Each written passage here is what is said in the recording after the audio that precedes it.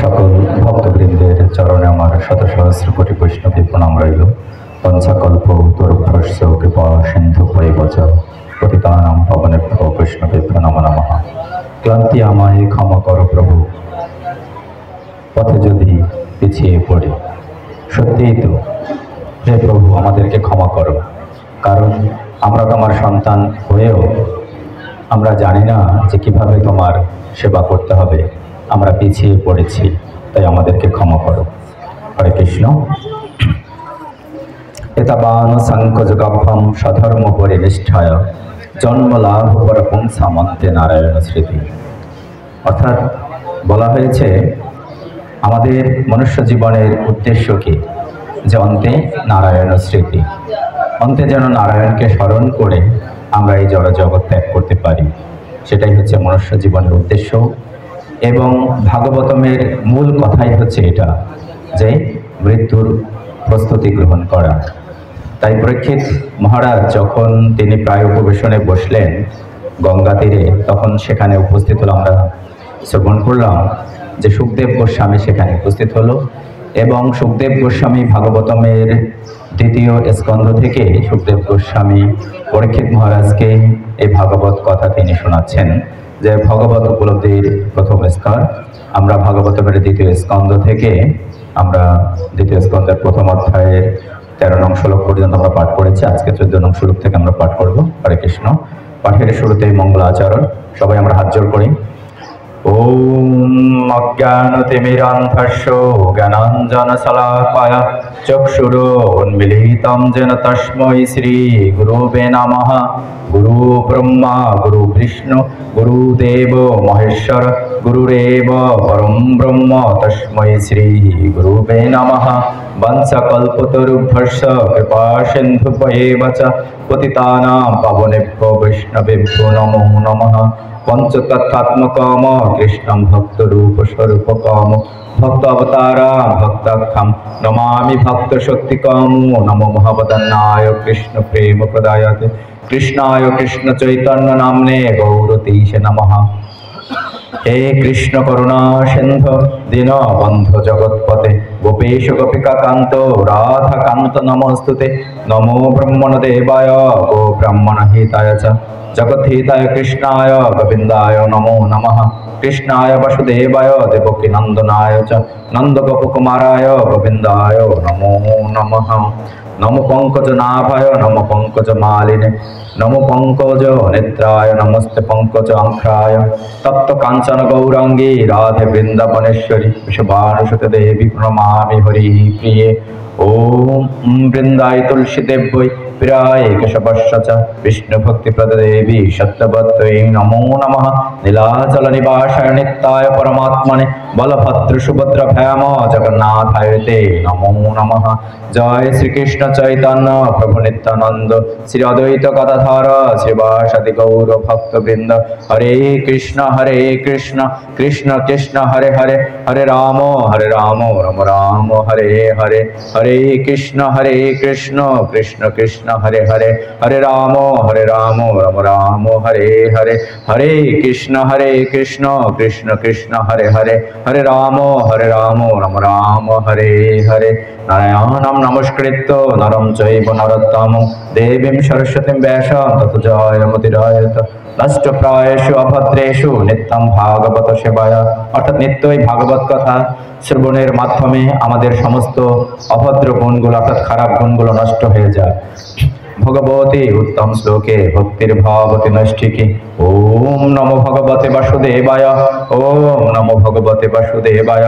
ওম নমো ভগবতে বাসুদেবায়। ওম নমো ভগবতে বাসুদেবায়। বাসুদেব পরা বেদা বাসুদেব পরমখা বাসুদেব পরা যোগা বাসুদেব পরা ক্রিয়া বাসুদেব পরম জ্ঞানম বাসুদেব পরম তপ বাসুদেব পর ধর্ম বাসুদেব পরাগতি। মুখম করতি বাচালাম বঙ্গম লঙ্ঘয়তে গ্রীব ইয়াৎ কৃপতমহং বন্দে পরমানন্দ মাধবম। ভাগবত বন্দনা পাদৌ যদিও প্রথম দ্বিতীয় তৃতীয় তুর্যৌ কথিতৌ যদুর। অর্থাৎ শ্রীমদ্ ভাগবত এই গ্রন্থ, ভাগবত হচ্ছে কি পরমেশ্বর ভগবান শ্রীকৃষ্ণ স্বয়ং। ভাগবতমের দ্বাদশ স্কন্ধ পরমেশ্বর ভগবান শ্রীকৃষ্ণের দ্বাদশ অঙ্গস্বরূপ। এখানে বলা হয়েছে যে ভাগবতমের প্রথম স্কন্ধ এবং দ্বিতীয় স্কন্ধ পরমেশ্বর ভগবান শ্রীকৃষ্ণের দুই চরণ, যে চরণের জন্য আমরা সকলেই লালায়িত। না পিস্তথা পঞ্চম এব ষষ্ঠ বুজ্জান্তরম দর্জগলম তথান্নৌ, এবং তার তৃতীয় এবং চতুর্থ স্কন্ধ হচ্ছে ভগবানের দুই উরু, এবং পঞ্চম স্কন্ধ হচ্ছে ভগবানের নাভিমূল, ষষ্ঠ এবং সপ্তম স্কন্ধ ভগবানের দুই বাহু, অষ্টম স্কন্ধ ভগবানের বক্ষদেশ, নবম স্কন্ধ ভগবানের কণ্ঠদেশ, দশম স্কন্ধ ভগবানের হাস্যোজ্জ্বল মুখমণ্ডল। যেখানে পরমেশ্বর ভগবান শ্রীকৃষ্ণের অপ্রাকৃত লীলা কথা বর্ণনা করা হয়েছে 90টি অধ্যায়ে, এবং তার মধ্যে এই 90টি অধ্যায়ের মধ্যে মাঝের 5টি অধ্যায় যা রাস ও পঞ্চ অধ্যায় নামে পরিচিত, 29 থেকে 33 অধ্যায় পর্যন্ত, এটাকে বলা হয় রাস ও পঞ্চ অধ্যায়, যেখানে পরমেশ্বর ভগবান শ্রীকৃষ্ণের রাসলীলা বর্ণনা করা হয়েছে। যদি কেউ আপনারা পাঠ করতে চান তাহলে রাস ও পঞ্চ অধ্যায় 29 থেকে 33 অধ্যায় হচ্ছে রাস ও পঞ্চ অধ্যায়।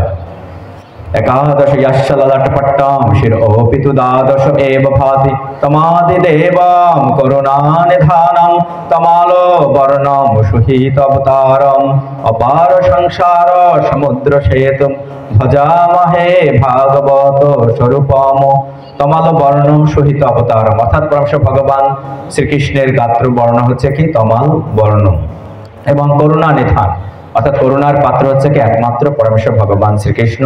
তিনি হচ্ছে আমাদের সহিত অবতার। বিভিন্ন প্রকার অবতারের কথা বর্ণনা করা হয়েছে, কিন্তু এখানে যে অবতারের কথা বর্ণনা করা হয়েছে সেই অবতারের যে তালিকা তাতে কিন্তু সহিত অবতারের কথা নেই। এই সহিত অবতার মানে কি একমাত্র শরীর হচ্ছে কি পরমেশ্বর ভগবান শ্রীকৃষ্ণ হচ্ছে আমাদের একমাত্র বন্ধু, আর কেউ কোনো প্রকৃত বন্ধু নেই। আর সমস্ত সম্পর্কগুলো হচ্ছে কি দেহাত্ম বুদ্ধি স্বার্থের সম্পর্ক। যখনই আমাদের স্বার্থে যখনই বাধা পড়বে তখনই তাদের প্রকৃত স্বরূপ আমরা উপলব্ধি করতে পারবো। কিন্তু আমাদের একমাত্র বন্ধু, একমাত্র সখা, একমাত্র পিতা, একমাত্র আমাদের আপনজন হচ্ছে কি পরমেশ্বর ভগবান শ্রীকৃষ্ণ। তাই যখনই আমরা বিপদে পড়বো বা সর্বমুহূর্তে আমরা যেন শ্রীকৃষ্ণের চরণে আশ্রয় গ্রহণ করতে পারি। অপার সংসার সমুদ্র সেতু, আমরা এই সংসার সমুদ্রে পতিত হয়েছি। এই ভব সমুদ্র থেকে যদি আমরা পার হতে চাই তাহলে একমাত্র পার করবার মালিক হচ্ছেন এই পরমেশ্বর ভগবান শ্রীকৃষ্ণ। তাই আমাদের যশোদা নন্দন শ্রীকৃষ্ণের চরণে আমাদের আশ্রয় গ্রহণ করা উচিত। ভাগবত মাহাত্ম্য মদেক বন্ধু মৎসঙ্গী মদ্গুরু মন মহাধান মত নিস্তারক মৎভক্ত মদানন্দ নমস্তুতে। হে শ্রীমৎ ভাগবত, আপনি আমার একমাত্র বন্ধু, আমার সঙ্গী, আমার গুরু ও মহাধান। আপনি আমার ত্রাণকর্তা, আমার ভাগ্য, আমার আনন্দ। আমি আপনার নিকট সশ্রদ্ধ প্রণতি জ্ঞাপন করি। দুর্লভেব কথা লোকে শ্রীমদ্ ভাগবত উদ্ভব কোটি জন্ম সমুত্থেন পুণ্য নৈব দুর্লভতে। অর্থাৎ সংসারে শ্রীমদ্ ভাগবতের কথা শ্রবণ করবার সুযোগ পাওয়া অবশ্যই কঠিন, অর্থাৎ সকলেরই সেই সুযোগ হয় না। কোটি জন্মের পুণ্য একত্রে সঞ্চিত হলে তবেই এই সুযোগ আসে। অর্থাৎ বলা হয়েছে কি যে কোটি জন্মের আমাদের যদি এক পুণ্য একত্রে সঞ্চিত হয় বা সুকৃতি সঞ্চিত হয় তাহলে এই ভাগবত কথা শ্রবণ করবার সৌভাগ্য হয়। সকলেরই এই সৌভাগ্য হয় না ভাগবত কথা। তাই যেখানে ভাগবত কথা রয়েছে সেখানে আপনার নিমন্ত্রণ দেবার প্রয়োজন নেই। ভাগবত কথা যদি জানেন তাহলে যদি আপনার সাধ্য হয় সেখানে আপনি ভাগবত কথা শ্রবণ করতে যাবেন। তেন যখন ইথে শ্রী মৌন সতব্বা চা প্রযত্নতহা দিনা নাম নিয়ম না অস্তি সর্বদা শ্রবণম মতম। হে নারদ, আপনি বুদ্ধিমান ও যোগনিধি, আপনি মন দিয়ে ভাগবত কথা শ্রবণ করুন। অর্থাৎ এই কথা তো নারদ মুনিকে বলা হয়নি, বলা হয়েছে আমাদেরকে যে আপনি মন দিয়ে ভাগবত কথা শ্রবণ করুন। এই শ্রবণের জন্য কোনো দিনক্ষণের প্রয়োজন নেই, এই কথা শ্রবণ সদাই মঙ্গলকারী। অর্থাৎ আপনি ভাগবত কথা কোনো দিনক্ষণের প্রয়োজন নেই, আপনি সবসময় এই ভাগবত কথা শ্রবণ করুন। অর্থাৎ যেমন করে আমরা শ্বাস গ্রহণ করে থাকি তেমন করেই আপনি প্রতি মুহূর্ত এই ভাগবত কথা শ্রবণ করুন, তাহলেই আপনার প্রকৃত মঙ্গল বয়ে নিয়ে আসবে। আমাদের একমাত্র মঙ্গল হচ্ছে কি যদি আমাদের কর্মের সাথে পরমেশ্বর ভগবান শ্রীকৃষ্ণকে যদি যুক্ত করতে পারি তাহলে আমাদের মঙ্গল বয়ে আসবে। কারণ আমাদের হৃদয়ের অজ্ঞানতা রয়েছে, সেই অজ্ঞানতার কারণে আমরা বুঝতে পারি না এই মনুষ্য জীবনের উদ্দেশ্য কি, সার্থকতা কি। তাই আমাদের উচিত এই গীতা ভাগবতের গ্রন্থে আশ্রয় গ্রহণ করে, আমাদের সদ্গুরুর চরণে আশ্রয় গ্রহণ করে আমাদের বুঝতে হবে মনুষ্য জীবনের উদ্দেশ্য কি। কারণ একজন কৃষ্ণ তত্ত্ববেত্তা গুরুদেব তিনি আমাদেরকে উপলব্ধি করাতে সচেষ্ট হবেন যে মনুষ্য জীবনের উদ্দেশ্য হচ্ছে কি, আমরা হচ্ছে পরমেশ্বর ভগবান শ্রীকৃষ্ণের সন্তান, তাই আমাদের উচিত তার সেবা করা। এটাই হচ্ছে মনুষ্য জীবনের উদ্দেশ্য। তাহলে অন্তে নারায়ণের স্মৃতি, যা আমি পাঠের শুরুতে বলেছিলাম, যে অন্তে নারায়ণকে স্মরণ করে এই জড় জগৎ ত্যাগ করতে পারবো। হরে কৃষ্ণ। আমরা মূল পাঠে আসি। আমরা শেষে বিশ্রাম দিয়েছিলাম যে সুখদেব গোস্বামী পরীক্ষিত মহারাজকে তিনি উৎসাহিত করছেন। খট্টাঙ্গ মহারাজের কথা তিনি বলেছিলেন যে খট্টাঙ্গ মহারাজ কি, যে এক মুহূর্ত সময় পেয়েছিলেন। খট্টাঙ্গ মহারাজ এক মুহূর্ত সময় পেয়েছিলেন মৃত্যুর প্রস্তুতি গ্রহণ করবার জন্য। আমরা 13 নং শ্লোকে সেটা আমরা জানতে পারি। তাই পরীক্ষিত মহারাজ বলছেন, আপনার তো এক মুহূর্ত সময় নেই, আপনার রয়েছে 7টি দিন এখনো বাকি রয়েছে। খট্টাঙ্গ মহারাজের চাইতে আপনি ভাগ্যবান, কারণ আপনার মৃত্যুর প্রস্তুতি গ্রহণ করবার জন্য কতটা দিন রয়েছে? 7টি দিন। তাই আপনি হচ্ছেন আরো সৌভাগ্যবান। শ্লোক 14, তব ওপি এতর্হি গৌরব্য সপ্তাহমজীবিত অবধিহি উপকল্পয় তৎসর্বম তাবত্ত সাম্প্রায়িকম। অর্থাৎ হে কুরু বংশ প্রদীপ মহারাজ পরীক্ষিত, আপনার আয়ুষ্কালের আর মাত্র 7 দিন অবশিষ্ট আছে। অতএব এই সময়ের মধ্যেই আপনার পারলৌকিক উদ্দেশ্য সাধন করুন। অর্থাৎ আমাদেরও কিন্তু 7 দিন সময় রয়েছে। আমরা জানি না কোন 7 দিন আমাদের রয়েছে, যে এই বছরের এই মাসের এই 7 দিনের কি রয়েছে সামনে, না পরবর্তী বছরের কোনো নির্দিষ্ট মাসের 7 দিন রয়েছে, সেটা আমরা জানি না। আমাদেরকে জানার সুযোগ রয়েছে? না, জানার সুযোগ নেই। তাই আমাদেরও কি, যে পরীক্ষিত মহারাজের মতো আমাদেরও কিন্তু 7 দিন সময় রয়েছে। সুতরাং আসলে তো এটা পরীক্ষিত মহারাজের উদ্দেশ্যে কথা বলা হয়নি, বলা হয়েছে আমাদের উদ্দেশ্যে, যে আমাদেরও মাত্র 7 দিন সময় রয়েছে। তাই আমরা মৃত্যুর প্রস্তুতি গ্রহণ করি, প্রতি মুহূর্তে আমরা মৃত্যুর প্রস্তুতি গ্রহণ করি। তাহলে যদি আমরা মৃত্যুর প্রস্তুতি গ্রহণ করি, তাহলে আমরা অন্যায় অবিচার এগুলোর আমরা সংস্রবে আসব না। তাহলে কি এই জড়জগৎটাও সুন্দর রূপে পতিত হবে। হরে কৃষ্ণ। তাই আমাদের সকলের উচিত সেই মৃত্যুর প্রস্তুতি গ্রহণ করা, অর্থাৎ পরমেশ্বর ভগবান শ্রীকৃষ্ণের সেবায় নিয়োজিত করা, সমস্ত কর্মে তাকে যুক্ত করা। অন্তিকালে তো পুরুষাগতে গত সাধ্যস্য সিন্দান্ত অসঙ্গ শাস্ত্রেণ স্পৃহম দেহে অনুজে চ তম। জীবনের অন্তিম সময় মৃত্যুর ভয়ে ভীত না হয়ে, জীবনের অন্তিম সময় অর্থাৎ এই জড়জগতের শেষ মুহূর্তে, অর্থাৎ যখন আমরা এই জড়জগৎ থেকে আমাদের লীলা সংবরণ করব, তখন কি বলা আছে? অনাসক্তি রূপ অস্ত্রের দ্বারা, অর্থাৎ আমাদের কোনো আসক্তি থাকতে হবে না। অর্থাৎ ভাগবতমে কি আমাদের ভক্তি, জ্ঞান এবং বৈরাগ্য এই 3টি মূল বিষয় রয়েছে। অর্থাৎ বৈরাগ্যের দ্বারা, অর্থাৎ আমাদের উদ্দেশ্য হচ্ছে কি ত্যাগ করা, আসক্তি ত্যাগ করা।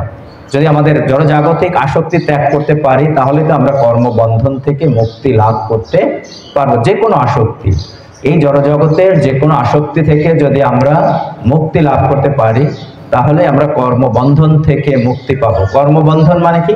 পুনরায় আবার একটি দেহ লাভ করা। দেহ লাভ করে আমরা ত্রিতাপ দুঃখের ক্লেশ আমাদের ভোগ করতে হবে।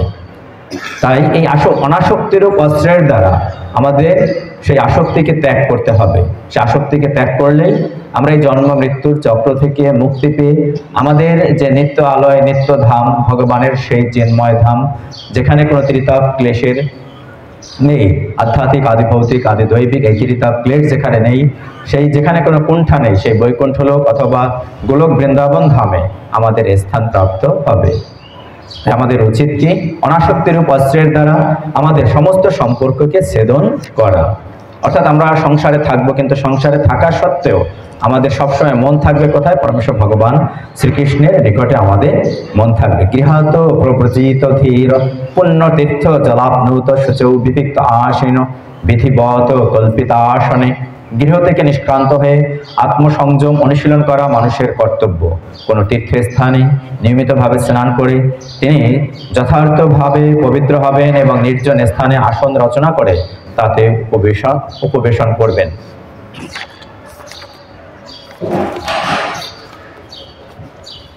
অর্থাৎ মুক্তি লাভের যে অষ্টাঙ্গ যোগের কথা, তাই 16 নং শ্লোক থেকে 19 নং শ্লোকে বর্ণনা করা হয়েছে। এই 16 নং শ্লোকে 3টি কথা বলা হয়েছে, 3টি অঙ্গের কথা এই অষ্টাঙ্গ যোগের। সেই 3টি অঙ্গ হচ্ছে যম, নিয়ম এবং আসন। সেই যম হচ্ছে কি এখানে বলা হয়েছে কি যম হচ্ছে গৃহ ত্যাগ করে আমাদের আত্মসংযম অনুশীলন করা। কিন্তু এই কলিযুগে আমাদের কি সত্যি কি গৃহ ত্যাগ করা সম্ভব? না, কিন্তু এই গৃহটাকে আমাদেরকে বনে রূপান্তর করতে হবে, অর্থাৎ কৃষ্ণ ভাবনাময় করে তুলতে হবে। আমাদের শাস্ত্রে বলা হয়েছে কি যে বর্ণাশ্রমে যাদের যখন আমাদের বয়স কত 50-এর পরে আমাদের কোথায় যেতে হবে? বনে গমন করতে বলা হয়েছে, অর্থাৎ বানপ্রস্থ। কিন্তু এখন তার বন নেই, তাই না? সেই সুযোগ নেই। এখন কোথায় রয়েছে? বৃন্দাবন ধাম। সে বৃন্দাবনে গমন করতে বলা হয়েছে, তীর্থে গমন করতে বলা হয়েছে। তাই আমাদের মনুষ্য জীবন লাভ করে আমরা যেন তীর্থে যেতে পারি, আমাদের সব সময় সেই সচেষ্ট থাকা উচিত। আত্মসংযম করে অর্থাৎ আসক্তি ত্যাগ করে আমাদের তীর্থে গমন করতে হবে। তারপর বলা হয়েছে নিয়ম, কোনো তীর্থস্থানে নিয়মিতভাবে স্নান করা। কিন্তু এখন তো তীর্থস্থান নেই, তাই আমরা নিয়মিতভাবে কিভাবে আমরা তীর্থে স্নান করব বা গঙ্গায় স্নান করব?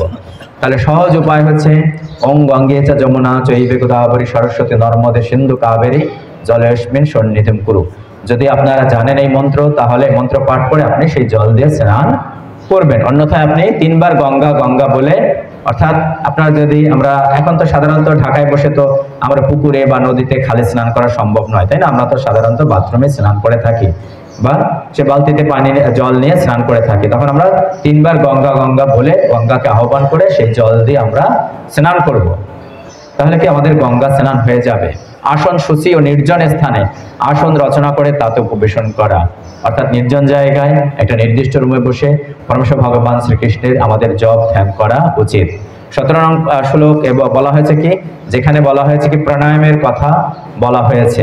এইভাবে উপবেশন করে 3টি চিন্ময় অক্ষর, অর্থাৎ সেই 3টি চিন্ময় অক্ষর হচ্ছে কি অ উম ম, অর্থাৎ ওম দ্বারা রচিত বীজ মন্ত্র মনে মনে আবৃত্তি করবেন এবং শ্বাস প্রশ্বাসের ক্রিয়া নিয়ন্ত্রণ করে মনকে বশীভূত করবেন। অর্থাৎ মনকে নিয়ন্ত্রণ করবার জন্য আমরা ওম উচ্চারণ করব, যাতে কখনো চিন্ময় বীজটির বিস্মরণ না হয়। ওম জপ করে ও শ্বাস প্রশ্বাসের ক্রিয়া নিয়ন্ত্রণ করা হয়, সেক্ষেত্রে আমাদের কি হবে? আমাদের মন শান্ত হবে। 18 নং শ্লোকে বলা হয়েছে কি এখানে আমাদের এই অষ্টাঙ্গ যোগের 18 নং শ্লোকে বলা হয়েছে প্রত্যাহার এবং ধারণার কথা বলা হয়েছে। প্রত্যাহার কি? যে মন যখন ধীরে ধীরে চিন্ময়ত্ব লাভ করে তখন ইন্দ্রিয়ের বিষয়সমূহ থেকে তাকে সংবরণ করা হয়, এটা হচ্ছে প্রত্যাহার। অর্থাৎ ইন্দ্রিয়ের বিষয়সমূহ কি? অর্থাৎ আমাদের ইন্দ্রিয়গুলো কি চায়? অর্থাৎ আমাদের জিহ্বা চায় কি? খেতে চায়, তাই না? আমাদের চোখ চায় কি? চোখ চায় কি? দর্শন করতে, সে ভালো হোক খারাপ হোক তা দর্শন করতে চায়। তাহলে যে ইন্দ্রিয়ের বিষয়গুলো, যে বিষয়গুলোতে আমাদের আসক্তি জন্মগ্রহণ করবে, সেগুলো আমাদের প্রত্যাহার করতে হবে। সেই বিষয়সমূহ আমাদের প্রত্যাহার করতে হবে। কিন্তু আমরা কি দর্শন করব? চোখের সাহায্যে আমরা শুদ্ধ ভক্তদের দর্শন করব, চোখের সাহায্যে পরমেশ্বর ভগবান শ্রীকৃষ্ণের ঘুম থেকে উঠেই তার কি চিত্রপট দর্শন করব বা তার বিগ্রহ দর্শন করব, তাই না? চোখের সাহায্যে দর্শন করব। যদি ভোরবেলা উঠেই ঘুম থেকে উঠেই ভগবানকে দর্শন করি, তাহলে আমাদের দিনটা সারাটা দিন সুন্দরভাবে যাবে। তাহলে এটাই বলা হয়েছে প্রত্যাহার, যে ইন্দ্রিয়ের বিষয়সমূহ থেকে জনজাগতিক বিষয়গুলো থেকে আমাদের প্রত্যাহার করতে হবে। তারপর বলা হয়েছে ধারণা কি? যে বুদ্ধির সাহায্যে মনকে ভগবানের রূপে নিবদ্ধ করা, অর্থাৎ আমরা মনের দ্বারা বুদ্ধির দ্বারা যে ভগবানের কথা আমরা চিন্তা করব। 19 নং শ্লোকে বলা হয়েছে কি ধ্যান এবং সমাধির কথা বলা হয়েছে। তারপর শ্রী বিষ্ণুর পূর্ণ শরীরের ধারণা থেকে বিচ্যুত না হয় একে একে তার অঙ্গ প্রত্যঙ্গের আমরা ধ্যান করব। এবং ধ্যানের নিয়ম হচ্ছে তার চরণ থেকে আমরা যে উপরের দিকে ধ্যান করতে থাকবো। তার ফলে মন ইন্দ্রিয়ের বিষয় থেকে মুক্ত হবে, অন্য কোনো কিছুর চিন্তা করবে না, কেননা পরমেশ্বর ভগবান শ্রী বিষ্ণু হচ্ছেন পরম সত্য। অতএব তাতেই কেবল মন সম্পূর্ণরূপে প্রসন্নতা লাভ করতে পারে। অর্থাৎ এটাই হচ্ছে কি ধ্যান করব, ধ্যান করতে করতে আমাদের সমাধি হবে। অন্য কোনো চিন্তা না করে আমরা সব সময় শ্রী বিষ্ণুর কথা বা পরমেশ্বর ভগবান শ্রীকৃষ্ণের কথা আমরা সম্পূর্ণরূপে আমরা নিবিষ্ট থাকবো। এটাই হচ্ছে সমাধি লাভ করা। এটি হচ্ছে 8টি বিষয়ের কথা এখানে বলা হয়েছে। পরবর্তী শ্লোকে বলা হয়েছে কি 20 এবং 21 নং শ্লোকে রজস্তম অভ্যাম অক্ষিপ্তম বিমুরম মন আত্মনঃ অধ্যারণায় হিরন্তি ইয়াতৎকৃতম মলম। মন সর্বদাই রজগুণের দ্বারা বিক্ষিপ্ত থাকে এবং তমগুণের দ্বারা বিভ্রান্ত হয়। অর্থাৎ এই তিনটি গুণ আমাদের মধ্যে সবসময় কি যুদ্ধ চলছে, সত্য রজ তম গুণ সবসময় আমাদের মধ্যে কি এদের মধ্যে সবসময় ফাইট চলছে। অর্থাৎ কখনো আমাদের মধ্যে তমগুণকে ছাপিয়ে রজগুণ বৃদ্ধি পায়, কখনো রজগুণকে ছাপিয়ে কি সত্যগুণ বৃদ্ধি পায়। তো আপনি নিজেই বুঝতে পারবেন যে আপনার মধ্যে কি গুণ রয়েছে। আপনার যদি ভাগবত কথা শ্রবণে আপনার আসক্তি জন্মগ্রহণ করে, আপনি যদি আমাদের ব্রতসমূহ পালন করেন, আপনার যদি সব সময় ভগবানের প্রসাদ পেতে ইচ্ছা হয়, সাধুসঙ্গ করবার ইচ্ছা হয়, তাহলে আপনি বুঝতে পারবেন আপনার মধ্যে কি যে সত্য গুণ আপনার মধ্যে জাগ্রত হয়েছে। আর রজগুণ কি, আর আপনার মধ্যে জড়জাগতিক কর্মে যদি স্পৃহা বৃদ্ধি পায় তাহলে বুঝবেন যে আপনার মধ্যে রজগুণ বৃদ্ধি পেয়েছে। আর তমগুণ কি, অলসতা, খারাপ গুণগুলো, ঝগড়াঝাটি, হিংসা, বিদ্বেষ যদি বেশি বৃদ্ধি পায় তাহলে আপনি বুঝতে পারবেন আপনার মধ্যে তমগুণ বৃদ্ধি পেয়েছে। খাবারের মধ্যে আপনি যদি খাবার গ্রহণ করে আপনি যদি প্রসন্ন মনে করেন, আপনি যদি খাবার গ্রহণ করে প্রসন্ন মনে করেন তাহলে বুঝবেন যে আপনি সাত্ত্বিক খাবার গ্রহণ করেছেন। অর্থাৎ যদি আপনি মনে করেন দুধ গ্রহণ করতে পারেন, দুধ, তারপর কি কলা দিয়ে যদি আপনি অন্ন গ্রহণ করেন তাহলে দেখবেন কি হয়তো আপনার প্রসন্নতা আপনি লাভ করতে পারেন। কিন্তু রজগুণ এবং তমগুণ যুক্ত খাবার, মনে করেন প্রচন্ড ঝাল দেয়া খাবার যদি আপনি খান তাহলে দেখবেন কি কিছুক্ষণ পর আপনার কি শরীরের মধ্যে কি হচ্ছে, যে পেটের মধ্যে কি পেট ব্যথা শুরু হয়েছে, তাই না? আপনার কি পরবর্তীতে সমস্যা হতে পারে। তাহলে এর ফলে আপনি বুঝতে পারবেন যে আপনি তমগুণযুক্ত খাবার গ্রহণ করেছেন। তাই যদি আপনি সাত্ত্বিক খাবার খান বা শুদ্ধ সত্যযুক্ত খাবার খান, অর্থাৎ পরমেশ্বর ভগবান শ্রীকৃষ্ণকে নিবেদিত যদি অন্ন গ্রহণ করেন তাহলে আপনি বুঝতে পারবেন যে আপনি সাত্ত্বিক আহার গ্রহণ করেছেন। তাহলে সাত্ত্বিক আহার গ্রহণ করলে কি হবে, আমাদের রোগ শোক ব্যথা থেকেও আমরা মুক্তি লাভ করব। তাই আমাদের শুদ্ধ সাত্ত্বিক আহার গ্রহণের জন্য বলা হয়েছে গীতায়, তাই না? তাই আমাদের কি করা উচিত, যে আমরা যেন শুদ্ধ সাত্ত্বিক খাবার খেতে পারি। শুদ্ধ অর্থাৎ যেটা ভগবানকে নিবেদন করে যে অন্ন, সেই অন্নই আমাদের গ্রহণ করা উচিত। 21 নং শ্লোকে বলা আছে, হে রাজন, এই প্রকার স্মরণের দ্বারা এবং সর্বমঙ্গলময় ভগবানের সবিশেষ রূপ দর্শনের অভ্যাস করার ফলে অচিরে সাক্ষাৎ ভগবানের আশ্রয় লাভ করে তার প্রেমময়ী সেবায় যুক্ত হওয়া যায়। এভাবেই আমরা পরমেশ্বর ভগবান শ্রীকৃষ্ণের প্রেমময়ী সেবায় যুক্ত হতে পারি। অর্থাৎ তাহলে কি করতে হবে, প্রেমময় সেবায় যুক্ত হতে হলে আমরা যেন সাধু সঙ্গ করতে পারি। কারণ সাধু সঙ্গ করলে কি হবে, যে আমরা এই ভগবানের কথা শ্রবণ করবার সুযোগ আমরা লাভ করে থাকি, তাই না? তাই ভগবানের কথা শ্রবণ করবার, অর্থাৎ এটা কি ঝাড়ুর মতো কাজ করতেছে, আমাদের হৃদয়ের ঝাড়ু, হৃদয়ের মলগুলোকে দূরীভূত করে। আমরা যদি গৃহে যদি ঝাড়ু না দেই তাহলে কি হয়, যে ধুলাবালি পড়ে, প্রতিদিন কি ঝাড়ু দিতে হয়। একইভাবে আমাদের হৃদয়ে প্রতিদিন ঝাড়ু দিতে হবে এই গীতা ভাগবতমের মাধ্যমে। কারণ ভাগবতমে নববিধার প্রথমটাই কিন্তু বলা হয়েছে শ্রবণ। তাই প্রতিদিন অন্তত আপনি 10 মিনিট হলেও আপনি শুদ্ধ ভক্তদের মুখনিসৃত ভাগবত কথা, গীতার কথা শ্রবণ করবেন, কৃষ্ণ কথা শ্রবণ করবেন। তাহলেই আপনি কি একটি ভক্তি পথে থাকতে পারবেন। ভক্তি পথে থাকার মূল মন্ত্রই হচ্ছে শ্রবণ।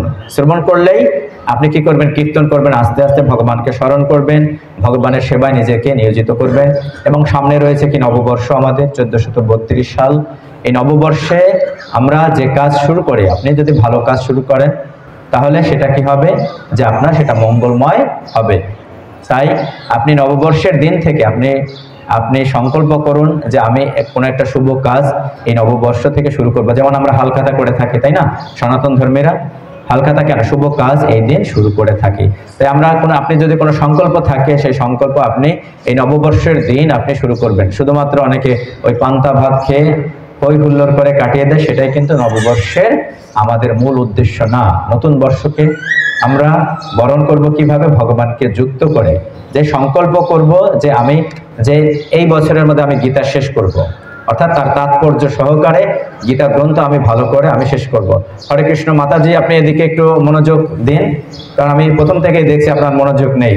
ভাগবত কথা শ্রবণ করবার সৌভাগ্য কিন্তু সকলের হয় না। আপনার সৌভাগ্য হয়েছে আজকে, কিন্তু সেই সময়টাকে কাজে লাগান, একটু শ্রবণ করবার চেষ্টা করুন। তাহলে আপনি সংকল্প করুন যে আমি এবছর থেকে আমি গীতা শেষ করব, অথবা সংকল্প করুন যে আমি এবছর থেকে, এই নতুন বছর 1432 সাল থেকে আমি একাদশী ব্রত আমি থাকবো। অর্থাৎ আমাদের যাদের বয়স 8 থেকে 80 বছর তাদের সকলের উচিত একাদশী ব্রত পালন করা। এবং একাদশীর আগের দিন এবং পরের দিন আপনারা আমিষ গ্রহণ করবেন না। যারা আমিষাহারী তারা আমিষ গ্রহণ করবেন না। আপনি এভাবে সংকল্প করতে পারেন। অথবা আপনি সংকল্প করুন যে আমি ভাগবত গ্রন্থ আমি পাঠ করব। প্রতিদিন যাদের গৃহে ভাগবত রয়েছে আর যাদের এখনো ভাগবত গ্রন্থ নেই, আপনারা একটি ভাগবত গ্রন্থ সংরক্ষণ করুন। এবং আমরা এখানে যেভাবে ধারাবাহিকভাবে পাঠ করছি, আপনিও ধারাবাহিকভাবে ভাগবত পাঠ শুরু করুন। আমরা ভাগবতমের প্রথম স্কন্ধের 19টি অধ্যায় আমরা শেষ করেছি। আপনারাও যদি এই ভাগবত সংরক্ষণ করে আপনারা যদি পাঠ শুরু করতে পারতেন একই সাথে, তাহলে কি আপনারও ভাগবতটা আরও উপলব্ধি হতো। অর্থাৎ এখানে আপনি শ্রবণ করেছেন, বাড়িতে গিয়ে আপনি আবার নিজে পড়লেন, কোনটা কোনটা ভালো আপনার কাছে ভালো লাগছে সেগুলো আপনি চিহ্নিত করে রাখলেন। সেক্ষেত্রে কি আস্তে আস্তে আপনিও অন্য জায়গায় ভাগবত পাঠ দিতে পারবেন। এভাবে আপনি শিখবেন। অর্থাৎ আমাদের সকলের উচিত কি যার যার অবস্থান থেকে আমরা যেন একজন প্রচারক হতে পারি, অর্থাৎ কীর্তন করতে পারি, শ্রবণ করে আমরা যেন অন্যের কাছে কীর্তন করতে পারি। তাই আপনারা অন্তত একটি ভাগবত গ্রন্থ সংরক্ষণ করুন। এই নববর্ষে আপনি সংকল্প করুন যে আমি একটি ভাগবত গ্রন্থ আমি সংরক্ষণ করব। এবং ধারাবাহিকভাবে আমি যেখান থেকে পাঠ করছি, যে এখন আমরা দ্বিতীয় স্কন্ধ রয়েছে, এখান থেকে প্রতিদিন পাঠ করবেন যতটা শ্লোক আমরা পাঠ করি। আর আগে যেগুলো আমরা পাঠ করেছি ওইগুলো ফাঁকে আপনি ওইগুলো আস্তে আস্তে সাথে সাথে প্যারালালি ওইটাও শেষ করে ফেলবেন। তাহলে কি হবে, এক সময় আপনারা এই ভাগবত আপনার শেষ হয়ে যাবে। কারণ ভাগবত হচ্ছে 18,000 শ্লোক, তাই না? বিশাল এর আমাদের এই বৈদিক শাস্ত্রটা বিশাল সম্ভার বৈদিক জ্ঞানটা। তাই আপনি সেখানে এভাবে আপনি সংকল্প করুন যে আমি ভাগবত শুরু করব। ভাগবত গ্রন্থ আপনি ক্রয় করুন। আর গীতা প্রেস গোরক্ষপুরের ভাগবতম রয়েছে, সেখানে রয়েছে কি শ্লোক রয়েছে এবং অনুবাদ রয়েছে। আর যদি আপনার বাজেট যদি আরো বড় হয়, তাহলে ইসকনের ভাগবত গ্রন্থটা সংরক্ষণ করবেন। 15,000 টাকা মাত্র। 18টি বই রয়েছে, এভাবে বড় 18টি বই রয়েছে। এক্ষেত্রে সুবিধা হলো প্রতিটি শ্লোকের এর শব্দার্থ রয়েছে, অনুবাদ রয়েছে এবং তাৎপর্য রয়েছে। তাহলে আরো আপনি হৃদয়ঙ্গম করতে পারবেন যদি বাজেট বেশি হয়। আর বাজেট যদি কম হয়, তারপর অন্য গ্রন্থের একটি অন্য আরো অন্যান্য রাইটারের বই রয়েছে, একটি মাত্র গ্রন্থ রয়েছে, সেক্ষেত্রে শ্লোক নেই, শুধুমাত্র অনুবাদ হয়তো রয়েছে, সেটাও সংরক্ষণ করতে পারেন। কিন্তু আপনি যদি সত্যিকারের ভাগবত পাঠের রসিক হন, তাহলে আপনি, কারণ এই অর্থ নিয়ে আমরা তো এই জড়জগৎ ত্যাগ করতে পারবো না, একটি টাকা নিয়েও আমি যেতে পারবো না। কার জন্য আমি সঞ্চয় করে রাখবো, তাই না? আমি কার জন্য, আমি সেদিন সম্ভবত ফেসবুকে না পেপারে পড়ছিলাম যে চীনের একটি লোক, তিনি কত কোটি টাকা, 265 কোটি না 300 কোটি টাকা রেখে গেছেন, মানে সঞ্চয় করে রেখে গেছেন। তারপরে তার স্ত্রী কি করেছে, তার স্বামীর যে তাদের যে ড্রাইভার ছিল তাকে বিবাহ করেছে। তাহলে দেখেন, আমি এই যে কষ্ট করে সঞ্চয় করে রেখে গেলাম, তার লাভ হলো কি? আপনি কষ্ট করে, অনেকে হয়তো সঞ্চয় করে রাখতে চান যে আপনার পরবর্তী প্রজন্মের জন্য, কিন্তু এটাকে সত্যিকারের এই অর্থটাকে ভগবানের সেবায় লাগান। আপনি 15,000 টাকা এমন কিছু নয়, তাই না? আপনি তার সাথে একটি ভাগবত গ্রন্থ আপনি ক্রয় করুন এবং প্রতিদিন পাঠ করুন এবং এর সাথে সম্পৃক্ত করুন আপনাদের গৃহের সকলকে এবং তাদেরকেও একটু একটু করে বলুন। তাহলে দেখবেন তাদেরকে প্রকৃত শিক্ষায় শিক্ষিত করতে পারবেন। কারণ জড় আসক্তি তো মূল শিক্ষা না, তাতে কি হবে যে কর্মবন্ধনে আবদ্ধ হবে। সেই প্রকৃত পিতামাতা যে তার সন্তানকে যে উদ্ধার করতে পারে, এই জন্ম মৃত্যুর চক্র থেকে মুক্তি দিতে পারে, সেই প্রকৃত সন্তান যে মা বাবাকে উদ্ধার করতে পারে। যেমন ধ্রুব মহারাজ, যেমন প্রহ্লাদ মহারাজ তাদের মা বাবাকে উদ্ধার করেছিল, হিরণ্যকশিপুকে উদ্ধার করেছিল। যদিও হিরণ্যকশিপু ছিল কি পূর্বজীবনে ভগবানের পার্শ্ব ছিল, জয় এবং বিজয় ছিল। 3টি জন্মে তারা অসুর জনি হয়ে জন্মগ্রহণ করেছিল। আমরা এই নতুন বছরে এভাবে আমরা সংকল্প করতে পারি। আপনারা সংকল্প করুন, নতুন বছরটা নতুন কিছু দিয়ে শুরু করুন। শুধুমাত্র পান্তা ভাত ইলিশ মাছ খেয়ে আপনি এবং হই হুল্লোড় করে কাটাবেন না। নতুন করে সংকল্প করুন, মানে সনাতন ধর্মের যে প্রকৃত শিক্ষা, সেই শিক্ষাটাকে আমরা আমাদের এই নতুন বছরের প্রথম দিনে আমরা কাজে লাগাই। শ্রী শুক উবাচ, সুখদেব গোস্বামী বললেন, কি বললেন?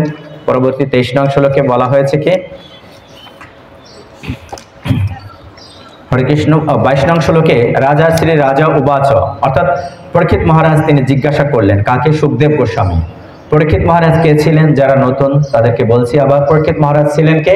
অর্জুনের নাতি ছিলেন, তাই না? অর্জুনের নাতি, অভিমন্যুর পুত্র। অর্থাৎ অর্জুনের কারণে আমরা পেয়েছি গীতা গ্রন্থ এবং তার নাতির কারণে আমরা পেয়েছি কি? ভাগবত গ্রন্থ। সেই পরীক্ষিত মহারাজ তিনি জিজ্ঞাসা করছেন, কাদের জন্য জিজ্ঞাসা করছেন? আসলে কৃষ্ণ সংপ্রশ্ন। আমরা দিনে অনেক প্রশ্ন করে থাকি, কিন্তু সেই প্রশ্নসমূহ হতে হবে কি? কৃষ্ণ সংপ্রশ্ন।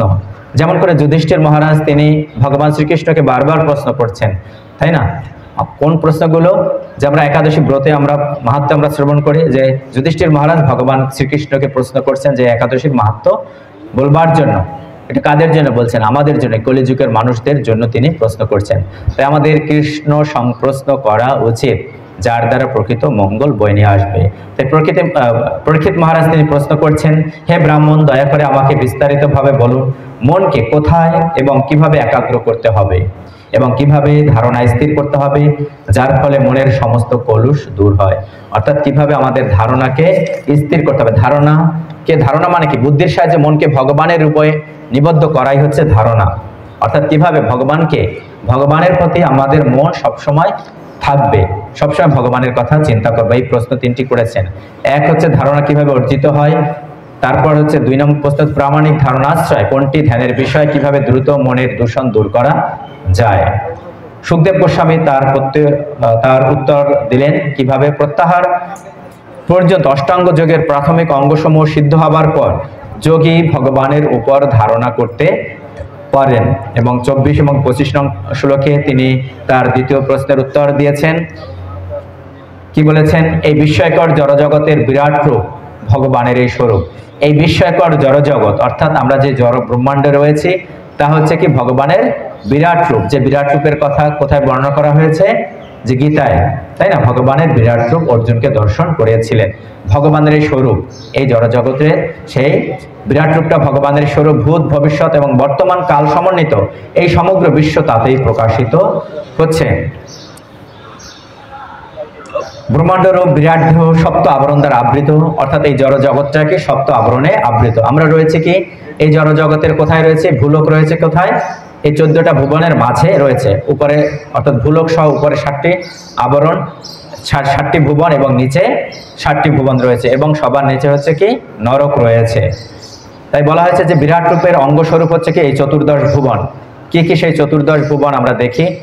26 নং শ্লোকে বলা হয়েছে কি? 26 নং শ্লোকে বলা হয়েছে পাতাল হচ্ছে কি যে ভূলোকের নিচে হচ্ছে কি অতল, বিতল, সুতল, তলাতল, মহাতল। এগুলো হচ্ছে কি পাতাল হচ্ছে কি ভগবানের পাদমূল। তারপর রসাতল হচ্ছে পদের অগ্র এবং পশ্চাৎ ভাগ, এবং মহাতল হচ্ছে ভগবানের শ্রীকৃষ্ণের পদদ্বয়ের গুল্ফ প্রদেশ, এবং তলাতল হচ্ছে তার জঙ্ঘাদ্বয়। 27 নং শ্লোকে বলা হয়েছে কি সুতল হচ্ছে তার জানুদয়, এবং বিতল হচ্ছে তার উরুদয়ের নিম্নভাগ, অতল হচ্ছে তার উরুদয়ের ঊর্ধ্বভাগ, এবং মহিতল হচ্ছে তার জঘন দেশ, এবং ভুবলোক তার হচ্ছে নভস্থল হচ্ছে তার নাভি। ভুবলোক অর্থাৎ ভুবলোক মানে কি পৃথিবী। পৃথ্বীলোক হচ্ছে কি যে ভগবানের নাভি হচ্ছে কি পরমেশ্বর ভগবান শ্রীকৃষ্ণের নাভিমূল হচ্ছে কি যেই পৃথিবী। স্বর্গলোক হচ্ছে ভগবানের বক্ষস্থল, মহরলোক হচ্ছে পরমেশ্বর ভগবান শ্রীকৃষ্ণের জিহ্বা, জনলোক হচ্ছে ভগবানের মুখমণ্ডল, তপলোক হচ্ছে তার ললাট, সত্যলোক হচ্ছে তার শিরোদেশ। বিরাট রূপের অন্যান্য অঙ্গসমূহ এবং তার কার্যসমূহকে, তার বাহু হচ্ছে ইন্দ্রাদি দেবতাগণ, ভগবানের বাহু অর্থাৎ হস্ত হচ্ছে তার ইন্দ্রাদি দেবতাগণ, কর্ণ হচ্ছে বিভিন্ন দিকসমূহ, কর্ণপুট হচ্ছে শব্দ, নাসারন্ধ্র হচ্ছে অশ্বিনী কুমারদ্বয়, ঘ্রাণ ইন্দ্রিয় হচ্ছে সুগন্ধ, মুখ হচ্ছে দীপ্ত আলোক, নেত্র গোলক হচ্ছে আকাশ এবং নেত্র হচ্ছে সূর্য, নেত্রপত্র হচ্ছে দিন এবং রাত্রি হচ্ছে কি নেত্র ভগবান শ্রীকৃষ্ণের নেত্রপত্রের সাথে তুলনা করা হয়েছে। ভ্রুভঙ্গি হচ্ছে ব্রহ্মপদ অর্থাৎ ব্রহ্মার ধাম, তালু হচ্ছে বরুণ এবং জিহ্বা হচ্ছে রস। ব্রহ্মরন্ধ্র হচ্ছে বেদসমূহ হচ্ছে ব্রহ্মরন্ধ্র, দংশটা হচ্ছে যমরাজ 31 নং শ্লোকে বলা হয়েছে। দন্ত পংক্তি হচ্ছে স্নেহকলা, হাস্য হচ্ছে মায়াশক্তি, কটাক্ষ পাত হচ্ছে ভগবান সংসার, এবং উপরের ওষ্ঠ ভগবান শ্রীকৃষ্ণের উপরের ওষ্ঠ হচ্ছে কি লজ্জা, অধর হচ্ছে তার লোভ আমাদের লোভ, স্তন হচ্ছে ধর্ম, পৃষ্ঠ হচ্ছে অধর্ম, শিষ্ণ হচ্ছে প্রজাপতি, অন্ডকোষদ্বয় হচ্ছে মিত্র এবং বরুণ, কুক্ষি হচ্ছে সমুদ্র, এবং অস্থিরাজি হচ্ছে পর্বত। 33 নং শ্লোকে বলা হয়েছে নারী হচ্ছে নদীসমূহ, ভগবানের নারীসমূহ হচ্ছে নদীসমূহ, রোম হচ্ছে বৃক্ষসমূহ, যে বৃক্ষসমূহ হচ্ছে কি ভগবান শ্রীকৃষ্ণের রোম সমূহ। তাহলে আমরা কি এভাবে কি ভগবানের কথা এগুলো যদি আমরা মনে রাখতে পারি তাহলে ভগবানকে আমরা এক মুহূর্ত ভুলবো না। তাই বৃক্ষকে দেখলে আমরা কি মনে করব যে ভগবান শ্রীকৃষ্ণের রোম, তাই না? নিঃশ্বাস হচ্ছে অনন্ত বিক্রম বায়ু, গমন হচ্ছে কাল, কার্যকলাপ হচ্ছে প্রকৃতির 3 গুণের প্রতিক্রিয়া, কেশদাম হচ্ছে মেঘ।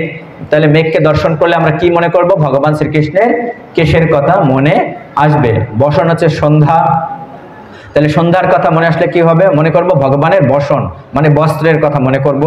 বুদ্ধি হচ্ছে জগৎ সৃষ্টির প্রধান কারণ, মন হচ্ছে চন্দ্র সমস্ত বিকারের আশ্রয় স্বরূপ। 35 নং শ্লোকে বলা হয়েছে চেতনা হচ্ছে মহাতত্ত্ব, অহংকার হচ্ছে রুদ্রদেব, নখ হচ্ছে অশ্বতরী, উষ্ট্র হস্তি, কোটিদেশ হচ্ছে সমস্ত চতুষ্পদ পশু হচ্ছে ভগবানের কোটিদেশ, বিচিত্র শিল্প নৈপুণ্য হচ্ছে পাখি, তাই পাখিকে দর্শন করলে ভগবানের নৈপুণ্য, বিচিত্র শিল্প নৈপুণ্যের কথা মনে করব। বিচার বুদ্ধির প্রকাশ হচ্ছে মনু, আবাসস্থল মানব জাতি, সঙ্গীতাত্মক স্বরলহরী হচ্ছে গন্ধর্ব, শক্তি হচ্ছে আসরিক সৈনিকেরা, মুখ হচ্ছে ভগবানের মুখ হচ্ছে ব্রাহ্মণগণ, বাহু হচ্ছে তার ক্ষত্রিয়গণ, উরুযুগল হচ্ছে বৈশ্যগণ, চরণ হচ্ছে শূদ্রগণ, এবং কর্তব্য কর্ম হচ্ছে দ্রব্য সামগ্রীর দ্বারা যজ্ঞ সম্পাদন এবং দেবতাগণ। অর্থাৎ সমস্ত আমাদের কর্তব্য কর্ম হচ্ছে কি দ্রব্য সামগ্রীর দ্বারা যজ্ঞ সম্পাদন এবং দেবতাগণ।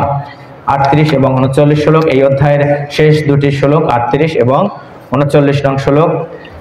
এর পরবর্তী আগামী সপ্তাহে আমরা পাঠ করব দ্বিতীয় অধ্যায়, হৃদয় অভ্যন্তরস্থ ভগবান আমরা পাঠ করব। তাই আমরা সকলে একটু পাঠও করি, শ্রবণ করলাম, তাই আমরা একটু সকলে পাঠও করি 38 এবং 39 নং শ্লোক। 38 নং শ্লোকে বলা হয়েছে, এই বিরাট বিগ্রহের যে সমস্ত অবয়ব সংস্থান যেসব আমি আপনার কাছে বর্ণনা করলাম, মুক্তিকামী ব্যক্তিরা তাদের বুদ্ধিযোগে ভগবানের উক্ত স্থূল শরীরে তাদের মন একাগ্রী করেন, কেননা এই জড়জগতে তাছাড়া আর কিছু নেই। 39 নং শ্লোক সবাই আমরা একটু পাঠ করি, সবাই আমরা হাত জোড় করি।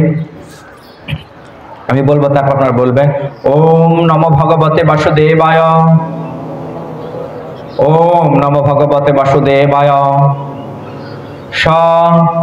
সর্বধি বৃত্তি অনুভূত সর্বে আত্মা যথা স্বপ্নজন ঈক্ষিত এক তম সত্যম আনন্দনিধিম ভজেত ন অন্যত্র সজ্জেত যত আত্মপাতঃ।